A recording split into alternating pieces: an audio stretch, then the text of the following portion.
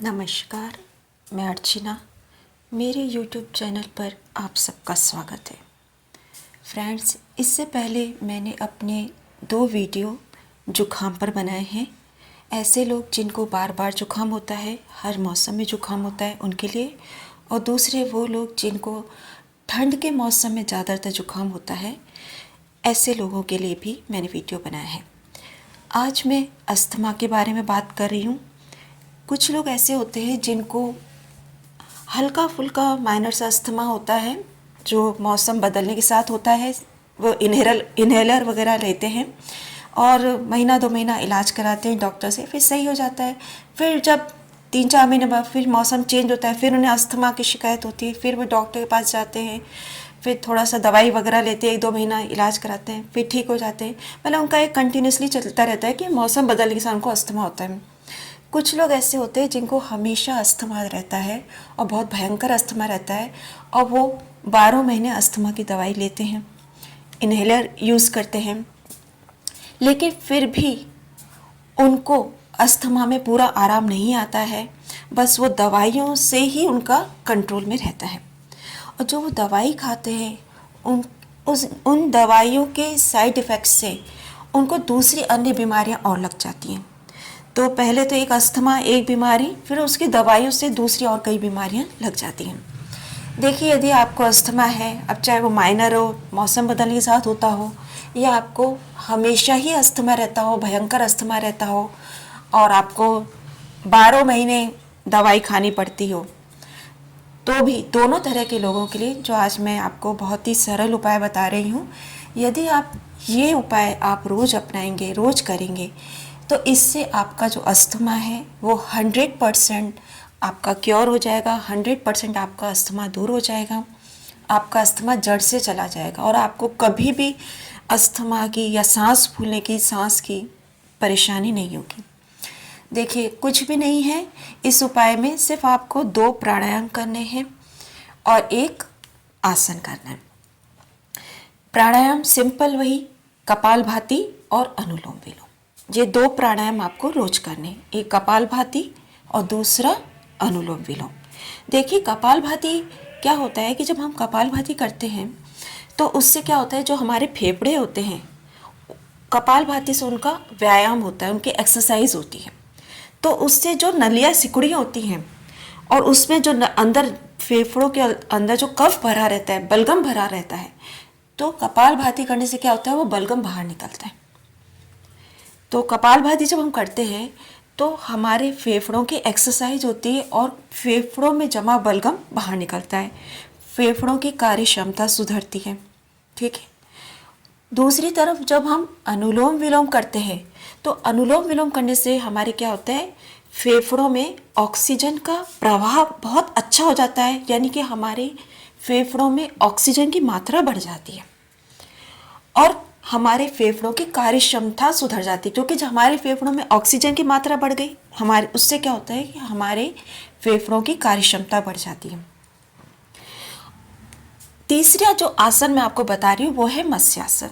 देखिए, मत्स्यासन 2 तरह का होता है। एक तो होता है कि बिल्कुल जिसमें पूरा 2 तरह का मत्स्यासन होता है। आप सिंपल वाला मत्स्यासन कीजिएगा जिसमें सिर पूरा ज़मीन पर टिका होता है। कठिन वाला मत्स्यासन मत कीजिएगा, आप गूगल पर सर्च कर लीजिएगा। एक उसमें नेक पर भी जोड़ दिया जाता है, जिसमें नेक को पूरा गोल कर लिया जाता है, वो वाला आप मत्स्यासन मत कीजिएगा। क्योंकि हमेशा जब आप कोई आसन करते हैं तो इस बात पे जोर दिया कीजिए कि जो आसन है वो हमेशा सरल आसन करने चाहिए, क्योंकि योगासन करने में अगर थोड़ी सी भी असावधानी हो जाती है तो कोई भी नस इधर उधर होके हमें और ज़्यादा तकलीफ हो जाती है। कभी ऐसा ना हो कि अगर हम गलत तरह से आसन करते हैं, योगासन करते हैं, तो कभी कोई नस हमारी खिंच गई तो वो जो जिस बीमारी के लिए हम कर रहे हैं वो बीमारी तो दूर होती नहीं है, एक और बीमारी चालू हो जाती है। आपने देखा होगा कि जो लोग जिम वगैरह जाते हैं उनकी अक्सर नसें खिंच जाती हैं क्योंकि वो गलत तरह से वेट उठा लेते हैं। ऐसे ही योगासन करने में भी बहुत सावधानी रखनी चाहिए और हमेशा सरल आसनों पर ही जोर देना चाहिए। ये जो कठिन आसन है वो जो बहुत सालों से योगासन करते आ रहे हैं और जो माहिर हो चुके हैं 10-12 सालों से योगासन करते आ रहे हैं उनको ही कठिन आसन करने चाहिए। जो नए नए हैं, जो अभी 1-2 साल से चल रहे हैं, 3 साल से कर रहे हैं, उनको हमेशा सरल आसन करने चाहिए। कभी भी कठिन आसनों को शुरू में नहीं करना चाहिए। और लाभ दोनों के समान ही हैं। 2 तरह के मत्स्यासन होते हैं। आप सिंपल मत्स्यासन कीजिएगा जिसमें जो गर्दन है उसको ज़्यादा मोड़ा नहीं जाता है। सिंपल जो मत्स्यासन है, सरल मत्स्यासन, वो कीजिए। मत्स्यासन करने से क्या होगा, आपने असल में क्या होता है कि जो अस्थमा होता है ना, उसमें हमारे फेफड़ों की नलियाँ सिकुड़ जाती हैं। सिकुड़न से सांस लेने में तकलीफ होती है क्योंकि फेफड़े की जो नलियाँ होती है सिकुड़ गई। सिकुड़न से क्या होता है, हमें सांस लेने में दिक्कत होती है क्योंकि फेफड़ों के द्वारा ही तो हम सांस लेते हैं।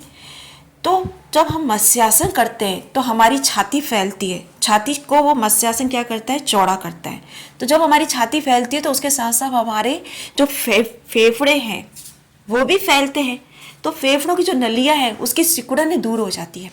मत्स्यासन करने से क्या होता है कि जो फेफड़ों की नलियाँ उनकी सिकुड़न दूर हो जाती है और सिकुड़न दूर होने से सांस लेना बहुत आसान हो जाता है। ठीक है, तो आप जो सरल मत्स्यासन है उसे आप कीजिए।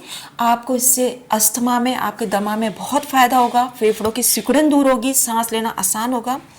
डेली आप 10 मिनट मत्स्यासन डेली आप 10 मिनट सबसे पहले आप कीजिए कपालभाति। उसके बाद 10 मिनट कीजिए आप अनुलोम विलोम। और उसके बाद आप अपनी ताकत के अनुसार, जितनी आप में ताकत है, सामर्थ्य, उतनी अनुसार 5 मिनट 10 मिनट मत्स्यासन कीजिए। और बहुत सावधानी से मत्स्यासन कीजिए। एकदम झटके से लेटना और झटके से आसन के बाद झटके से उठ जाना, ऐसा मत कीजिएगा। आसन में बहुत धीरे धीरे लेटते हैं, बहुत धीरे धीरे पैरों को फैलाते हैं, पैरों को सिकोड़ते हैं। इस बात का ध्यान कीजिएगा कि कोई नस वगैरह पे जोर ना आए। ठीक है, तो यदि आप कपालभाति करेंगे, अनुलोम विलोम करेंगे और मत्स्यासन, ये तीनों चीज़ें अगर रोज करेंगे तो आपका अस्थमा पूरी तरह से 100% दूर हो जाएगा। 100% आपका अस्थमा जड़ से चला जाएगा और आपको कभी भी सांस फूलने की सांस नहीं आपकी फूलेगी और आपको कभी भी डॉक्टर के पास जाने की जरूरत नहीं होगी। और यहाँ तक कि आपको कभी भी इन्हेलर नहीं लेना पड़ेगा। आप करके देखिए, फिर आपको समझ में आएगा कि जो मैं कह रही हूँ वो 100% सच है। यदि आपको मेरा ये वीडियो पसंद आए तो प्लीज़ इसे लाइक कीजिए, शेयर कीजिए, सब्सक्राइब कीजिए। धन्यवाद। जय श्री कृष्ण।